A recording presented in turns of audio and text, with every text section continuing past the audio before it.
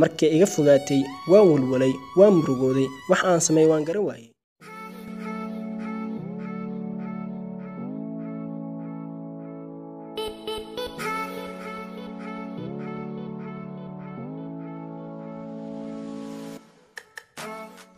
السلام عليكم جايز ولكن ودن بحر ودن له سور دوادا فضلا هدي aad ku cusubtaa channelkayga subscribe saar hadii aad hore u saartani mahadsanid magacaygu waa wadani baxar halka adiga daawanaysidna waa Mojis TV maanta waxaan rabaa inaan idin soo gudbiyo qiso oo ila soo wadaagay wiil aan saaxiibanahay waa wiil aad u daayar wuxuuna ila soo wadaagay qiso aad u xanuun badan oo asiga ay qabsatay hadaba sheekada ama qisada sidan ay u bilaabanaysaa dhageysi haboon waxaan joogaa caasimadda Muqdisho waxaan jeclaa gabadhaasi waxaan u jeclaa si xad dhaaf ah gabadh waxaan wada dhiga jirnay iskuul waxaan ahayn asxaab ma ogeen inay jecleed ayada balse aniga ayaa aad u jeclaa waxaan gaaday mar sidaan ugu sheega lahaa jaceelkayga balse nasiib wanaag maalin ayaan waxaan ku helay imtixaan anaka isla diyaarinayno jaceelkayga ayaan u bandhigtay kadib way iga aqbashay waxayna tiri walaal ku soo dhawow gacmo furan waxaan aniga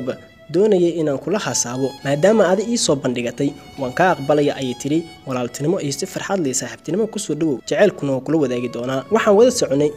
2 sano iyo 8 bilood gabadhi markaan muddadaas wada soconay safar ayaa gabadhi soo galay oo magaalada ma aysan degnayn familkeeda hooyadeed iyo aabaheed waxay ay jireen gobol markaas ayaa waxay aaday gobolkii anigu waan jeclaa waan ka maarmi waayay wax walba ayaan sameeyay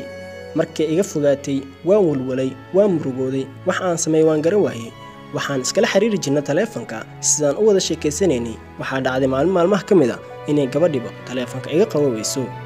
anigu waan wareeray meelan kala xiriir ayaan garan waayay waxaan sameey ayaan garan waayay wax walba ayaan isku dayay waa aan waayay taleefankeeda balse muddo bil kadib ayaan waxa soo dhacay message ka socda dhankeeda oo ah waan guursanaa walaal ee la soco ay isoo qortay waan nahay markaan arkay message-kii waxaan isku day lambarkii message-ka laga soo qoray in aan waco lambarkaas oo ahaa lambarkeedii labaad ee ayada isticmaal jirtay balse lambarkaasi uma aysan badnaan jirin waan wacay waa laga qabo waaye balse habeenkii saqda dhexe adiga waqtiyada 4 saac ayaa laga qabtay ayuu yiri markii laga qabtay ayaa waxay igu tiri aboowe iga raali noqo markii aan ka soo tagayba oo gobolka la soo wareejay ama aan u imaado hooyo aabo waxay ibareen wiilkii ee igu dari lahaayeen markaasi aboowe waxa dhacday wiilkii ayaan anigu isfahanay wiilkii ayaa isku soo dhawaanay maadaama aabi hooyo ay isiiyeen anigu waxaan sameeyay aqaan aboowe waxaan qaawan kugu sheegan waan garawaayay balse waxa iga soo go'naatay markaan inaan runta ku sheego waayo aniga waan ku jeclahay balse hooyo aabo ayaa waxay ila jeclaadeen wiilkaani ama wiilkan kale waan ooyay waan murugooday waxaan sameeyay ayaan garawaayay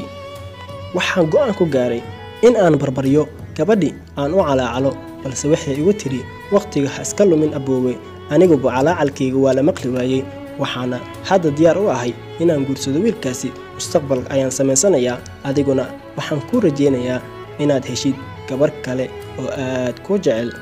wiilkii wuxuu dhahay taleefankii ay igu jirtay waan wacay wuu u dansan yahay taleefankii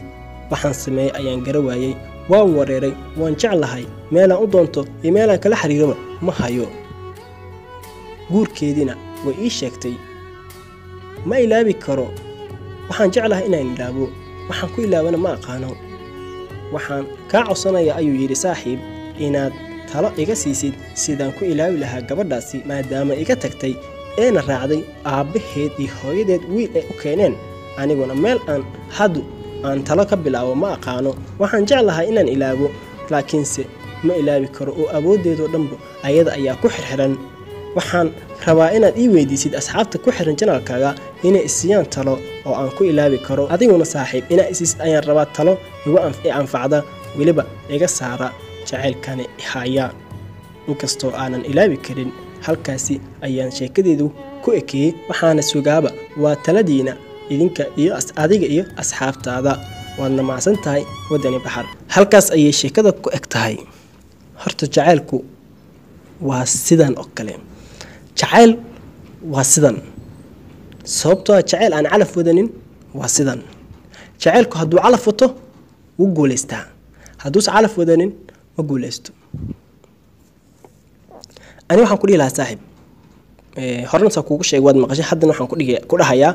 taladeeduna ay tahay dabcan dadka hadday igu taageeraan asxaabta ku xiran channelkan hadday igu taageeraan way fiican tahay haddii si igu taageeraan taladood ay soo dhiibtaan waa arkayna hadday fiican tahay taladoodna waa kuusoo gudbi doonaa saaxiib balse ani waxaan ku dhihi lahaa gabadha way kaa tagtay dabcan sida hadalkeeda ka arkana way ku ilaawday oo waxay jeclaatay inay raacdo ninka aabaheeda uu keenay saaxiib hasaabo sameey qalbigaagana gabar dambe ha raacin oo jacayl caadi ha u qaadin